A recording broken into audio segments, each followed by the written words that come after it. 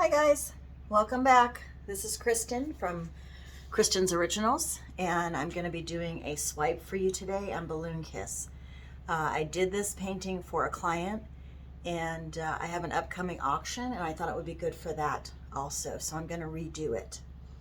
I started mixing up my cup of swipe color. I just realized I don't have there it is, my silicone oil. That I'm going to add to this. It's the Spot On. It's hard to see this bottle, but Spot On treadmill silicone oil. You can get that off of Amazon. So what I have in the cup, I decided about to stop before I finished it so I could show you. I put Prussian blue in the bottom of this cup. I added glue all, Elmer's glue all. I buy it in the gallon. I get that on Amazon. And doubled the amount of the paint with the glue. So just, you can eyeball it. It doesn't have to be exact, but just kind of have 1-to-1 ratio. So whatever amount of paint you put in there, eyeball the same amount of Elmer's glue all. Okay? And as you can see, pretty thick. So we're going to add, to thin it out a little bit. I haven't had this open in a very long time because I've been doing blooming. And this is my regular paint recipe. So I'm trying to get my bottle of Floetrol open because I have not used it in a while. All right, I don't even know if it's going to come out of there. To this amount, I'm going to double what I have in the cup with Floetrol. So again, you're just eyeballing it. Does not have to be exact. It's really more about the consistency you're looking for. And with a swipe color, you want it to be thinner, a little bit thinner than the rest of your paints for the swipe color. So mixing that up. The Floetrol does change the color in the cup a little bit. It makes it lighter, as you can see. But everything in this cup that's additive dries clear.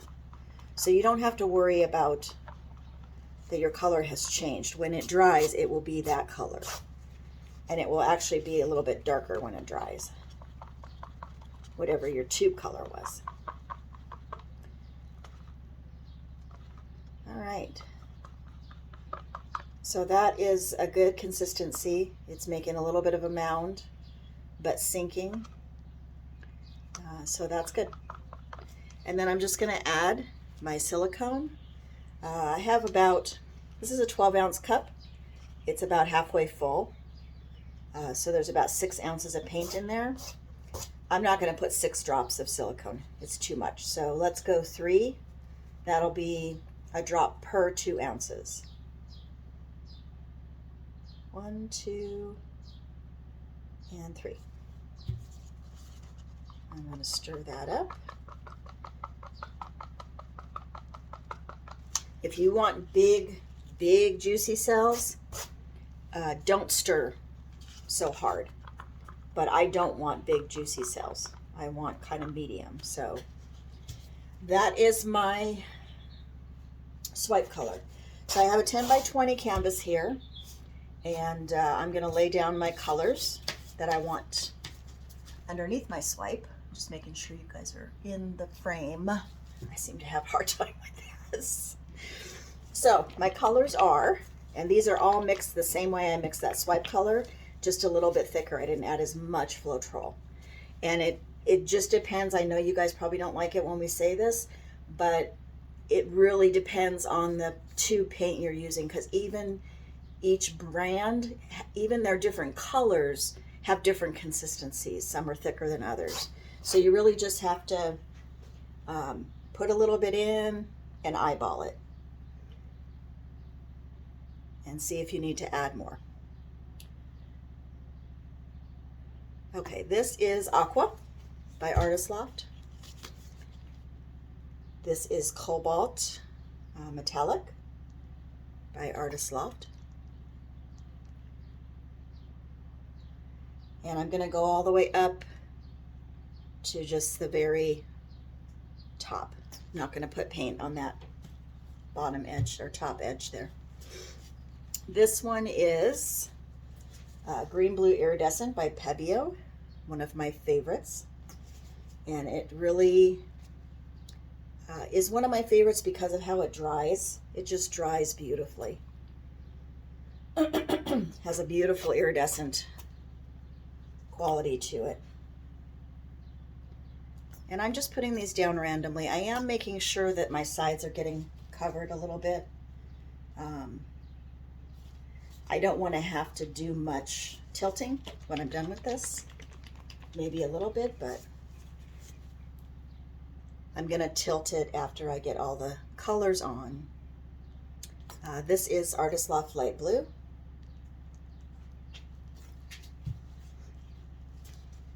This is Liquitex Basics Deep Violet with some white added to lighten it up a little bit.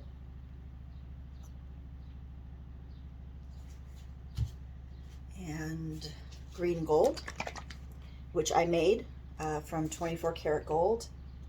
And it is called 24 karat gold and sap green, I think I added in there. And maybe some yellow just to get a lighter color. No, because the gold, I think the gold, it was just the gold, because the gold gives it that yellow. Gold is kind of a yellow color. So I love the green gold, especially with the 24 karat in it. And that's by Deco Art, if you're not sure. It really gives a beautiful shimmer to everything. All right, and this is my last color. This is a yellow and green mixture. I'm putting my greens more towards the bottom. I am going to do a little bit through up here, but I want the greens and green blues at the bottom just to represent my leaves and grasses and stems. And all right, let's put some of the Pebeo down here. Iridescent green blue, I'm almost out. That was fun. And I'll give a little bit of the cobalt. Oh, that one's almost done too. I haven't done a lot of painting with these bottle paints lately, so they're getting low, which is fine. But you know, I've had these mixed up for, gosh, 2 years now, and they're fine. They work fine. They don't always smell the greatest. I mean, I know a lot of people have issues with that, but if you can stand them when you're in the studio, they really don't smell like that when they dry. And when you get them resined, they're fine, resined or varnished.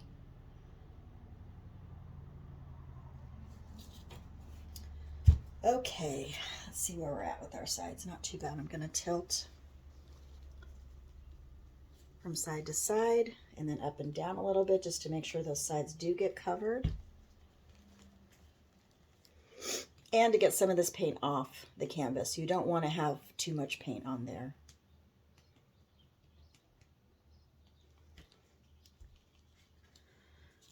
Let's tilt down. Oops, I want to get the paint back to the middle.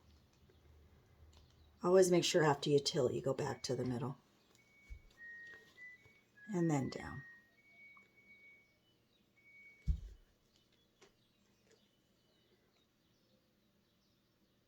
The weight of the paint is still kind of in the middle now. You can see it's going down the middle, but I want it to go down this end too. So I'm going to go back and I'm going to go down again till I see that weight of the paint at the end there, and then tilt down.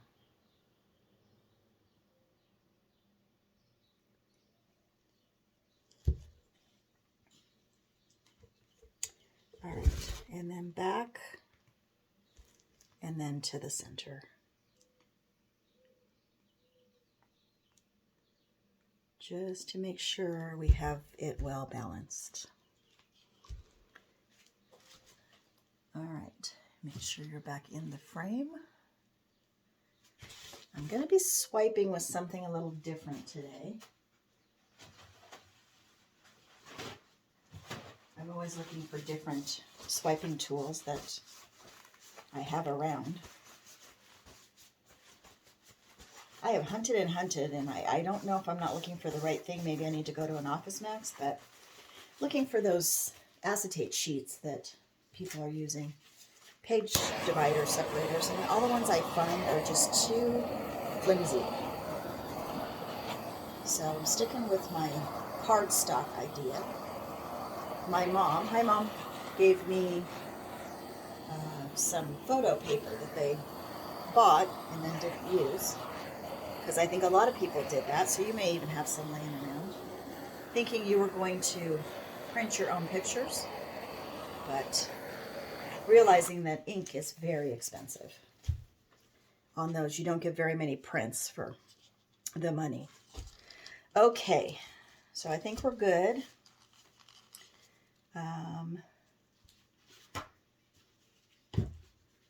I'm going to go ahead and lay down my swipe color. And go ahead and let that run over the other edge too, and the side edges, because we're not going to be tilting. Okay, got a good amount there. Just want to make sure there's no bare canvas anywhere when you swipe.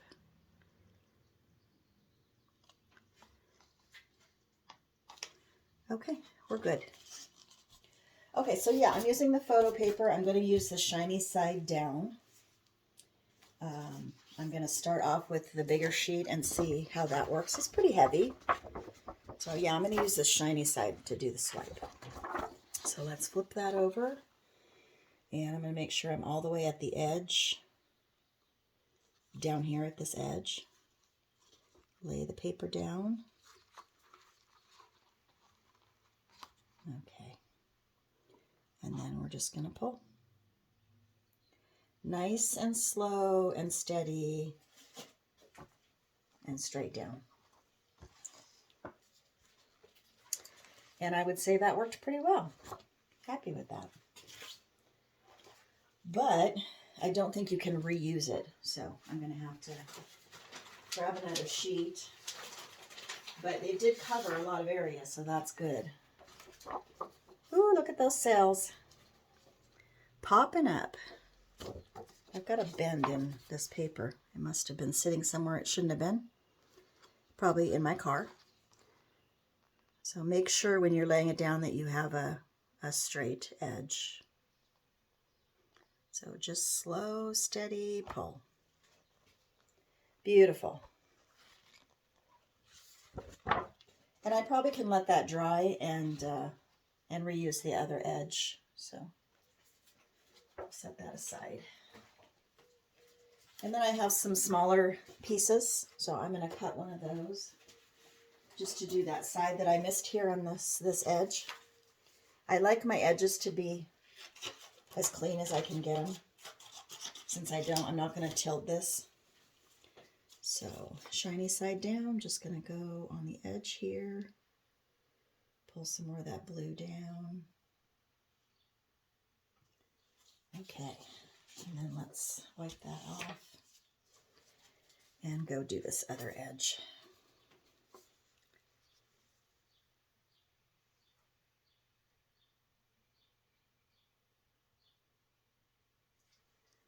Okay, good.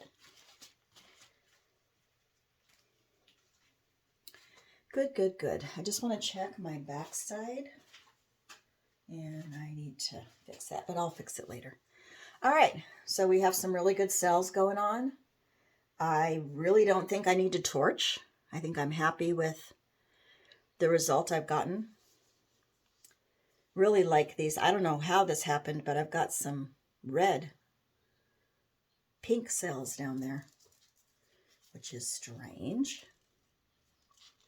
Okay, I'm going to put you on pause. For you, it'll be like a second. For me, it'll be about 15 minutes, 10 to 15 minutes. I want to let this settle a little bit before I go in with the balloon dips, because they stay better if you wait a little bit.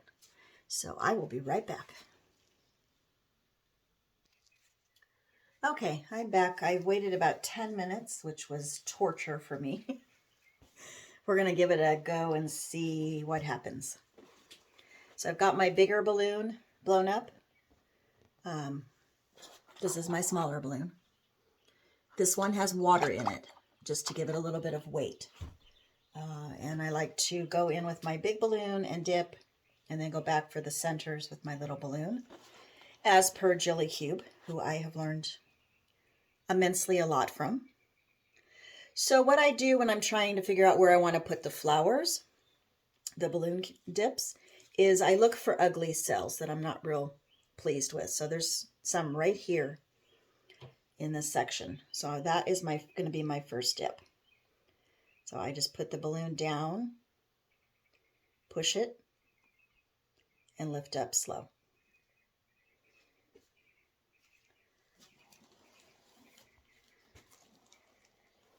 So there is one flower. Beautiful. And then what I do, I'm not going to do that on all of these, but is I go in with the little weighted balloon in the center when I'm done, and just take out that extra paint and give it a little kiss in the middle. So, not real happy with the center of that one. There we go. I wanted to get some other color in there. Sometimes you have to dig down to get that color to pop. All right, now I always do an odd number, so just is more pleasing to the eye. I'm not crazy about this. I don't mind the stem part coming down, but I'm not crazy about this up here, so that's going to be my next dip. Oh, beautiful. And the stem works great, stem and leaves. And that one came out really good. This blue up here, where I've got all these cells going on, what I normally do is go in with the Prussian blue to fill in. The silicone makes it kind of bumpy up there, so I definitely want to go over that when it dries. But I'm going to get rid of a lot of these big cells up here just to fill in more of that dark blue background.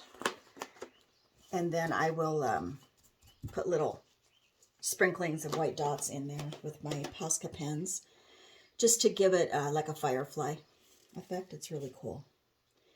So now I'm going to have trouble deciding where to dip, because the rest of this I really like. So let's go over here first. Be careful when you're dipping on your edges, because the wood is there. So sometimes you'll get a really weird dip. So I try to stay away from the edge itself, unless I'm doing like a half flower.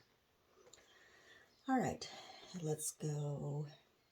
You don't want everything to be symmetrical. You want it to be natural and organic. So try not to put all your flowers in the same space. Kind of be calculated about where. I know that sounds odd, but I don't want to go in with another flower right here, because this one's here. So I have to move it up or down a little bit. And I think I'm going to go down and over here a little bit. Push down, pull up. Beautiful.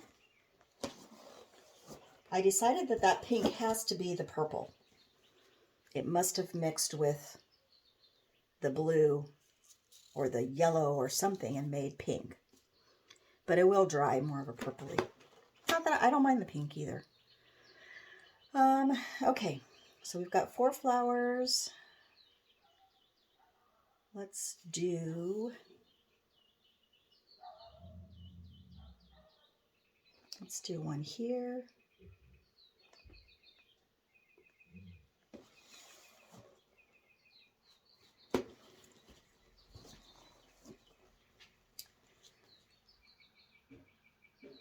Another one here. I'm getting some of that lime green coming up. Not sure I'm crazy about that, but I think it'll be fine in the long run when it dries. 1, 2, 3, 4, 5, 6. We don't want 6. So let's do another little one up here.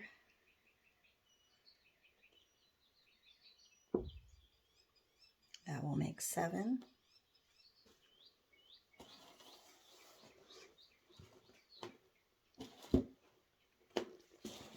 I'm running out of room to wipe my balloon off. Okay. And I'm going to go, I don't know, up here. I'm not sure what I'm going to get because it's kind of up high, but I'm just going to go little. Yeah, that's good. I'm going to take this and put it here. I'm going to see if I can get rid of some of that green. No.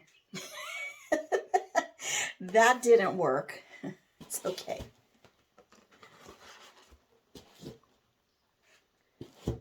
All right. And I think 3, 4, 5, 6, 7, 8. So we need one more. And I'm going to use my little balloon, and I'm going to go over here. Although I love this corner. But I think I'm going to go right here. There we go. That's good. Good, good. I don't want to do the whole thing because I could go crazy with balloon dips and do more and more and more. But I really want that background to be able to show too and have some balance there. So I'm done. I've got my even amount or my odd amount. Odd amounts are always more pleasing to the eye. So try to remember that. I'm going to go in and redip my middles with my smaller balloon. I may have to do that a couple of times just as it dries, just to make sure that it's not coming back in on itself. This one has a lot of paint down here, so that is really pretty, but I don't think it's going to stay. It's probably going to spread out. But I can always go back in and dip again. It's so funny how I did this painting the first time several years ago. Didn't like it. I mean, I liked it. I loved it at the beginning. And then as I learned how to do balloon dips more, then I didn't like it so much. So my client saw it during one of my videos I was doing. And she wanted it. And I said, well, let me redo it, okay? She said, well, okay, whatever you think. But I redid it for her, and then she saw the difference that I was talking about. So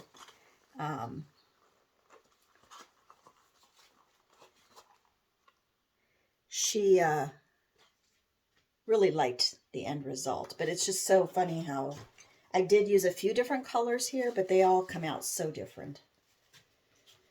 All right, now I'm going to go in with my skewer.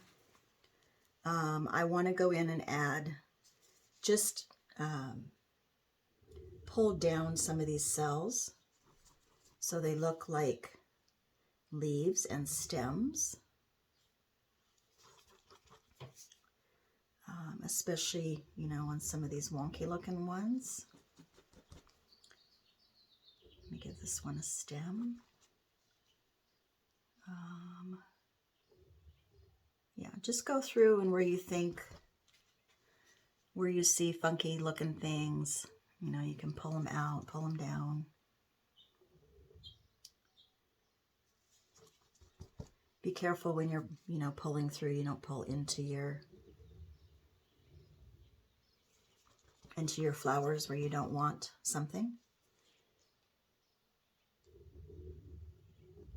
This painting will not be commissioned, so it is for sale, but it will be in, like I said, for the auction. So I'm not going to say too much more about that because I don't have any details about when I will be involved, but I will let you know.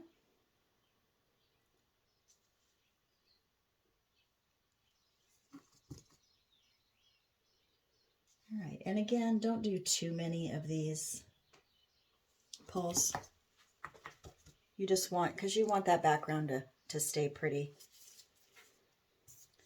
But, you know, a few of them are good.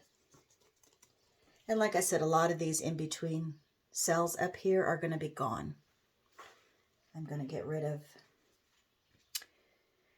of those and make a darker blue background, which really makes this pop and stand out. And I'm probably going to go in and add a couple butterflies, a couple of my skin butterflies that I do. So there you go. I'm very happy with that. I'll probably go in and do just a little bit of finger dips in the center of these flowers. And I have to show you these drips, and I'll give you a close-up in just a few minutes. Well, it won't be a few minutes for you, but I'm going to do a little bit of finger dipping here just to give those a little bit more definition in the center. Love them, though. They really came out nice. I'm happy. Happy. If you're interested in this painting, just leave me a comment in the section below, and I will let you know when I know more about the auction. I'll get back to you on that. So let me pause, and I will bring you down in for a close-up. Okay, here's your close-up. And this is much closer to what the colors actually look like. Aren't those sides awesome? I just love messy sides. It's going to be one of my things. Love the messy sides. So here is the painting.